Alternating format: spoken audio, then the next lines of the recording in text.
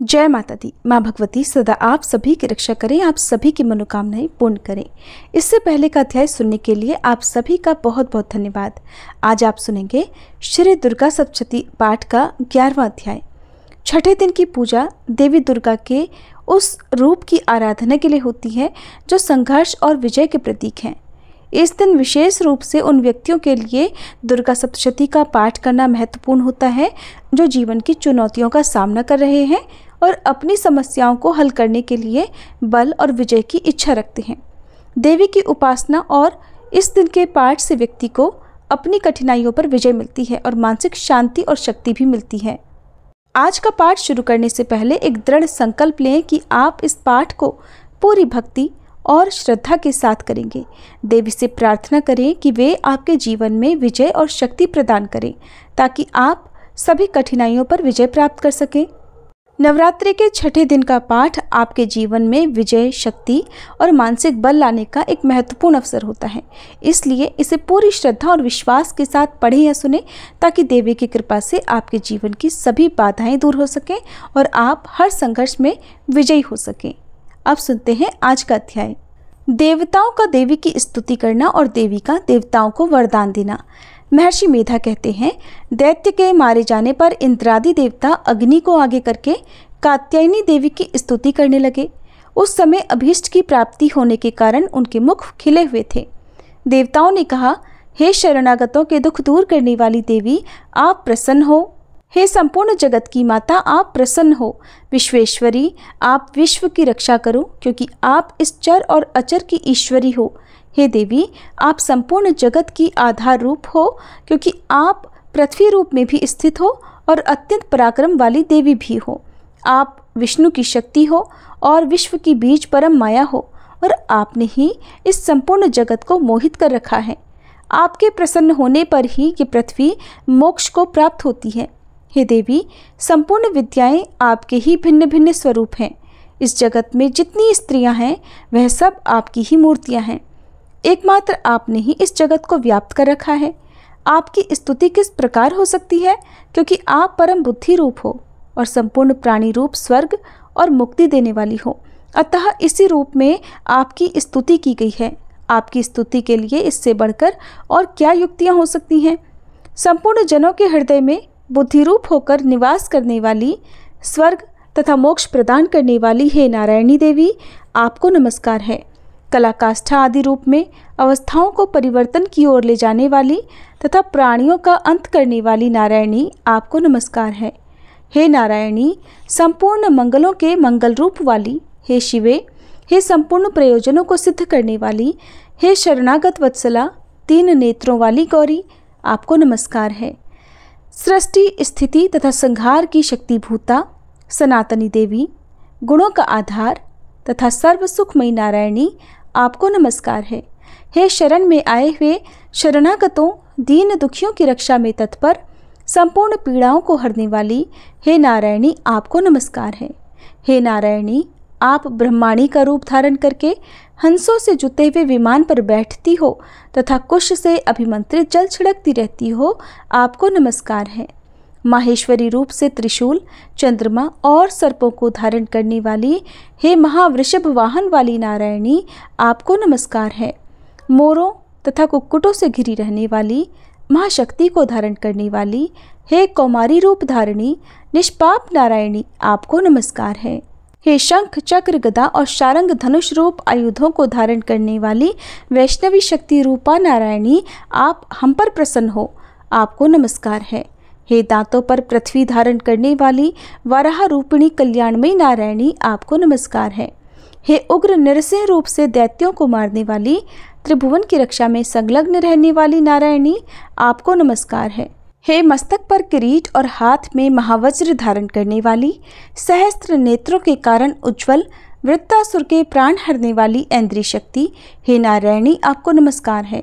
हे शिवदूती स्वरूप से दैत्यों के महामद को नष्ट करने वाली, हे घोर रूप वाली, हे महाशब्द वाली, हे नारायणी, आपको नमस्कार है।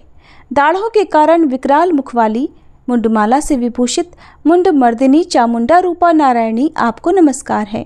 हे लक्ष्मी, लज्जा, महाविद्या, श्रद्धा, पुष्टि, स्वधा, ध्रुवा, महारात्रि तथा महाविद्या रूपा नारायणी आपको नमस्कार है। हे मेधा सरस्वती, सर्वोत्कृष्ट ऐश्वर्य रूपिणी पार्वती, महाकाली, नियंता तथा ईश रूपिणी नारायणी आपको नमस्कार है। हे सर्वस्वरूप सर्वेश्वरी, सर्वशक्ति युक्त देवी, हमारी भय से रक्षा करो, आपको नमस्कार है। हे कात्यायनी, तीनों नेत्रों से भूषित ये आपका सौम्य मुख सब तरह के डरों से हमारी रक्षा करे, आपको नमस्कार है। हे भद्रकाली, ज्वालाओं के समान भयंकर, अति उग्र और संपूर्ण असुरों को नष्ट करने वाला आपका त्रिशूल हमें भयों से बचावे, आपको नमस्कार है। हे देवी, जो अपने शब्द से इस जगत को पूरित करके दैत्यों के तेज को नष्ट करता है, वह आपका घंटा इस प्रकार हमारी रक्षा करे जैसे कि माता अपने पुत्रों की रक्षा करती है। हे चंडिके, असुरों के रक्त और चर्बी से चर्चित जो आपकी तलवार है वह हमारा मंगल करे, हम आपको नमस्कार करते हैं। हे देवी, जब आप प्रसन्न होती हो तो संपूर्ण रोगों को नष्ट कर देती हो, और जब रुष्ट हो जाती हो तो संपूर्ण वांछित कामनाओं को नष्ट कर देती हो। और जो मनुष्य आपकी शरण में जाते हैं उन पर कभी विपत्ति नहीं आती, बल्कि आपकी शरण में गए हुए मनुष्य दूसरों को आश्रय देने योग्य हो जाते हैं। अनेक रूपों से बहुत प्रकार की मूर्तियों को धारण करके इन धर्मद्रोही असुरों का आपने संहार किया है, वह आपके सिवा भला और कौन कर सकता था। चतुर्दश विद्याएं, षट शास्त्र और चारों वेद आपके ही प्रकाश से प्रकाशित हैं, उनमें आपका ही वर्णन है। और जहाँ राक्षस, विषैले सर्प, शत्रुगण हैं, वहाँ और समुद्र के बीच में भी आप साथ रहकर इस विश्व की रक्षा करती हो। हे विश्वेश्वरी, आप विश्व का पालन करने वाली विश्वरूपा हो, इसलिए संपूर्ण विश्व को धारण करती हो। इसलिए ब्रह्मा, विष्णु, महेश की भी वंदनीय हो। जो भक्ति पूर्वक आपको नमस्कार करते हैं वह विश्व को आश्रय देने योग्य हो जाते हैं। हे देवी, आप प्रसन्न हो और असुरों को मारकर जिस प्रकार हमारी रक्षा की है, ऐसे ही हमारे शत्रुओं से सदा हमारी रक्षा करती रहो। संपूर्ण जगत के पाप नष्ट कर दो और पापों तथा उनके फल स्वरूप होने वाली महामारी आदि बड़े बड़े उपद्रवों को शीघ्र ही दूर कर दो। विश्व की पीड़ा को हरने वाली देवी, शरण में पड़े हुओं पर प्रसन्न हो। त्रिलोक निवासियों की पूजनी परमेश्वरी, हम लोगों को वरदान दो। तब देवी ने कहा, हे देवताओं, मैं तुमको वर देने के लिए तैयार हूँ, आपकी जैसी इच्छा हो वैसा वर मांग लो, मैं तुमको दूंगी। तब देवताओं ने कहा, हे सर्वेश्वरी, त्रिलोक के निवासियों की समस्त पीड़ाओं को आप इसी प्रकार हरती रहो और हमारे शत्रुओं को इसी प्रकार नष्ट करती रहो। देवी ने कहा, वैवस्वत मनवंतर के 28वें युग में 2 और महाअसुर शुंभ और निशुंभ उत्पन्न होंगे। उस समय मैं नंदगोप के घर से यशोदा जी के गर्भ से उत्पन्न होकर विंध्याचल पर्वत पर शुंभ और निशुंभ का संहार करूंगी।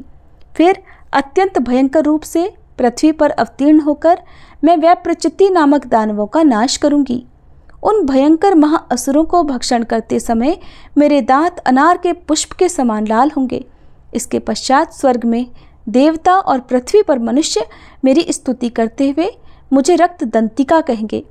फिर जब 100 वर्षों तक वर्षा नहीं होगी तो मैं ऋषियों की स्तुति करने पर अयोनिजा नाम से प्रकट होंगी और फिर अपने 100 नेत्रों से ऋषियों की ओर देखूंगी। अतः मनुष्य सताक्षी नाम से मेरा कीर्तन करेंगे। उसी समय मैं अपने शरीर से उत्पन्न हुए प्राणों की रक्षा करने वाले शाकों द्वारा सब प्राणियों का पालन करूंगी और तब इस पृथ्वी पर शाकंभरी के नाम से विख्यात होंगी।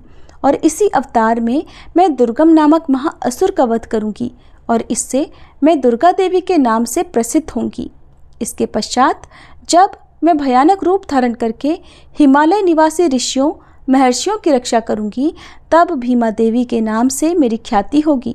और जब फिर अरुण नामक असुर तीनों लोकों को पीड़ित करेगा, तब मैं असंख्य भ्रमरों का रूप धारण करके उस महादैत्य का वध करूंगी।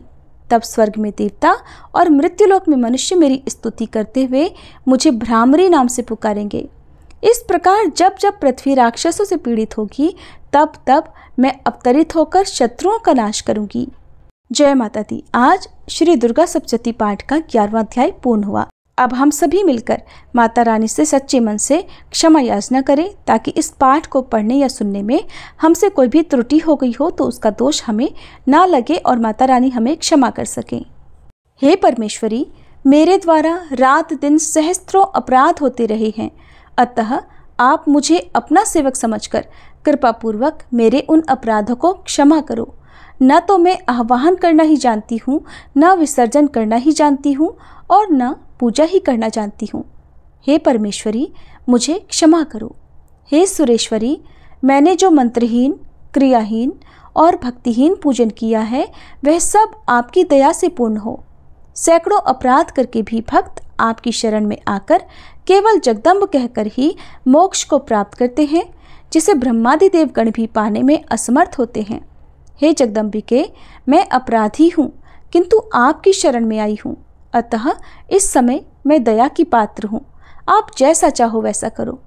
अज्ञानवश या बुद्धिभ्रम होने के कारण भूल से मैंने जो कुछ भी कम या अधिक कर दिया हो, हे देवी, हे परमेश्वरी, सब अपराध क्षमा करो और प्रसन्न हो। हे जगन्माता, हे कामेश्वरी, सच्चिदानंद स्वरूपिणी परमेश्वरी, आप प्रेम पूर्वक मेरी यह पूजा स्वीकार करो और मुझ पर प्रसन्न हो। आप गुप्त से भी गुप्त वस्तु की रक्षा करने वाली हो। आप मेरे किए हुए इस जप को ग्रहण करके मेरे सभी अपराधों को क्षमा करो। हे देवी, हे महेश्वरी, आपकी कृपा से मुझे सिद्धि की प्राप्ति हो।